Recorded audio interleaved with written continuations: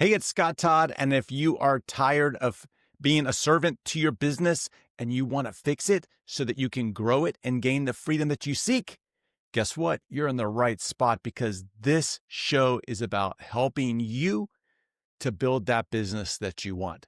And we are going to talk about something today that a lot of people miss, and that is what I call invisible copy. Now, what is this invisible copy? Invisible copy begins when we start to use generic language in our marketing. Now, in real estate investing, we can say that marketing is when we're trying to buy properties. We can also say that it's when we're trying to sell properties, if we're the ones doing it, or if we're trying to sell or rent out our units, that's also the marketing component of it. So when I talk about marketing in this particular episode, what I'm really talking about is the broad sense of marketing. Again, offer letters or your marketing. And you have to find where this kind of fits into that point. And here is the problem. Oftentimes, we use generic, vague language that really could be targeted to anyone. And I mean anyone.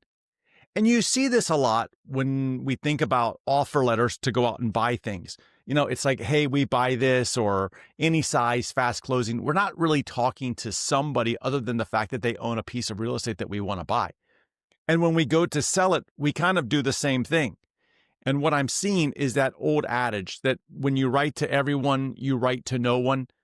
And that applies to every single business. What we have to do is we have to really think about who we're writing these letters to, who we're writing the marketing messages to, who are we trying to attract. Again, I mentioned this, but in episode 8, we talked about niching down and finding your product market fit. Today, we're going to talk about how to write to that niche. And specifically, what we want to think about is what specific problem does that particular person have? What are they trying to solve? And again, all marketing, someone's trying to solve something. When they're trying to sell you a piece of land or a piece of real estate, they're trying to sell that. Okay. And so this myth is out there that says, hey, if I get too specific, I'm going to exclude people. And for a very long time, I felt that same way. When we try to be narrow niched to somebody specific, we think that, well, we're going to lose everybody else. And that's really not the case. Let me tell you about what happened with my generic copy story. What happened was when I started mailing offer letters to buy properties, I started doing the same thing that, everybody else did. Here's my letter. It had that generic copy. And my results were, all over the place. They really were. They were consistent, but they were sometimes consistently bad, attracting the wrong people to deals I couldn't close. But then something happened. I slowed down and I said, wait a minute. Who are the people that I'm actually closing deals with? Who are these people? And on the buy side, what I noticed was that there was a pattern. 70, maybe 80% of these sellers, they were older. They were 50s. They weren't 50s. They were 60s, 70s, 80s. I'm thinking I'm in my 50s. I'm like, oh man, I'm almost in that older group. I don't want to be there yet. All right. But the 60s, 70s, 80-year-olds, they were the ones kind of accepting my offer. Generally speaking, like broadly speaking, that's how I would define them. And I noticed that there was a common theme of why they were selling me their property. And it really came back to a couple of things. One, I don't want my kids to have to deal with this. So it became kind of like that end of life planning. And that was also reinforced when I heard words like, oh, I need to simplify my life. I'm tired of making tax payments on these properties. All of this was end of life decisions, planning ahead for the future. And that was a pattern that I picked up on. And maybe your pattern is different. Maybe, you're dealing with a different type of people commonly. And we don't really know this pattern until we've gone through and closed some deals. So we always have to start off with a broader audience and get that to narrow down to us. Okay, so that's what we're trying to do here. Now, what happened was when I transformed my message and I went from that broad message to a more specific message, talking to the people that I typically dealt with, the people who were planning ahead, the people who were trying to get rid of the property that they had so that the kids didn't have to deal with it, I was able to change even my offer letter to be more specific to what they were dealing with. And might say something like, I don't know, are you planning ahead? Like, you don't want your kids to inherit this? Or did you inherit something from your family? If so, I can help you. In 30 days, this property will be off your plate. And what happened was, because I was offering a solution to a problem that they were already playing out the scenario in their head, I kind of walked right into that, and it brought to them a level of peace. And that level of peace, what it resulted in is it resulted in my response rate going up. It shot through the roof. It really did. And what I realized at that point, that critical lesson that I had, is that kind of the younger sellers, the people who didn't fit that 60, 70, 80-year-old profile, guess what? They still called. They still called. Because what they saw was they saw something that reassured them that, hey, I'm going to help you. Okay, if I can help them, I can help you. There's no hassle here. And what happened was, I thought that by being specific to that audience that I would kind of cut my response rate. But what happened was it actually went up, and it not only went up with the people that I wanted it to go up with, it went up with the people that I didn't expect it to go up with. So what I hope that you're kind of realizing here, and it was kind of a aha moment for me, was that generic is invisible. When we're generic, we are invisible. Let me tell you about one of my favorite examples, because I see these examples everywhere where companies are getting specific with who they're trying to attract. And here's my favorite one. It's ConvertKit, or today they're actually called Kit.com. And if you're not familiar with them, they are an email service provider, kind of like MailChimp or any of these other mail service providers. They do it as well. ActiveCampaign, they're in that same group. But ConvertKit, what they did was they went on their homepage and they basically said, hey, we are the email service provider for content creators. Period. End of story. Content creators.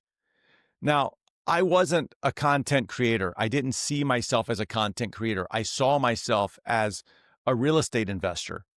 And what I realized is, hey, I'm using their service. I like their service. It fits into the way that I like to operate. And what happened was that their clarity and their confidence, to me, made them trustworthy. See, if they focused on one particular audience, creators, well, then it has to be good for me, right? And oftentimes you might say, well, I'm not a creator, so I'm not going to use their services. But that doesn't mean that they're not getting people who are not creators, right? That specific messaging gives us all a point of view. It gives the company a point of view on who they're going to focus with. And it gives me as the consumer some level of understanding of where they're coming from or how they're thinking about it. The core principle here is this.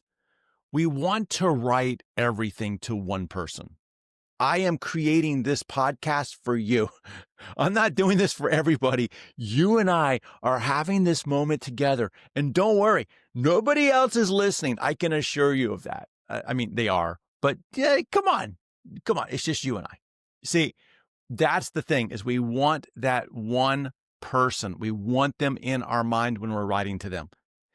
Okay, let's put this into place. What we want to often think about too is we want to picture that ideal client. In marketing terms, we call that the avatar. The avatar is like, meet Jim. He's a 70-year-old, owner of this property, and we want to write every letter to Jim.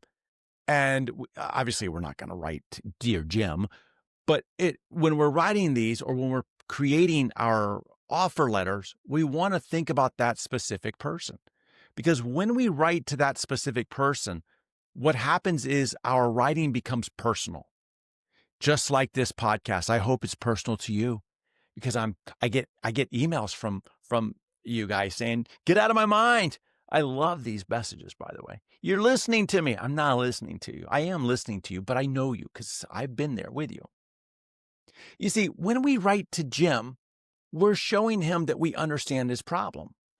But writing to everybody people look at this and they're like, oh, same thing I got from another guy. We're generic. We become commodities.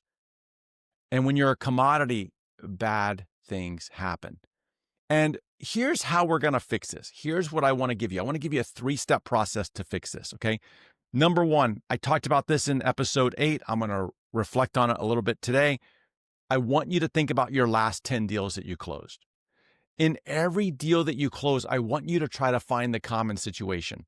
Were they a tired landlord? Did they inherit the property? Are they just planning ahead? Find the pattern. When you find the pattern, then what that tells you is, hey, these are the people that I seem to attract. And then you can go attract more of them. Okay, that's really the number 1 secret. So step 1, think about what is the pattern in the deals that you're closing. Step 2, I want you to write to that specific person. Maybe it's that tired landlord, they're long distance. Maybe they live out of state and you're mailing to their backyard. It doesn't matter. Hey, make that message specific to them. Maybe it even says, never fly back here again. Okay, you're bringing them some level of relief because these are conversations that they're having in their head.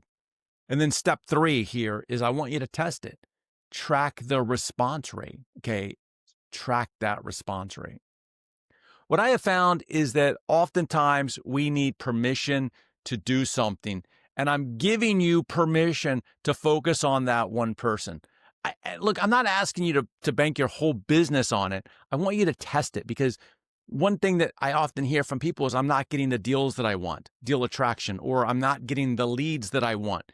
That is prospect attraction. When we're not attracting the people that we want or that we can help, we have an attraction problem. And most of the times it's because we have this generic, invisible language, okay? This generic, invisible language actually kills our attraction levels. Now, here's how you can tell if you have an attraction problem. Again, it could be deal attraction or it could be prospect attraction. Both of these lie within the deal flow level of the IPP. That's the framework from my book, Fix This Next for Real Estate Investors. The IPP, you can take the IPP assessment. I'm going to put the link in the show notes below. Go take it.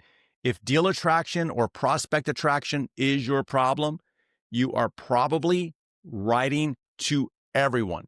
And don't write to everyone out of fear because you're going to appeal to a very small audience. Think about Jim.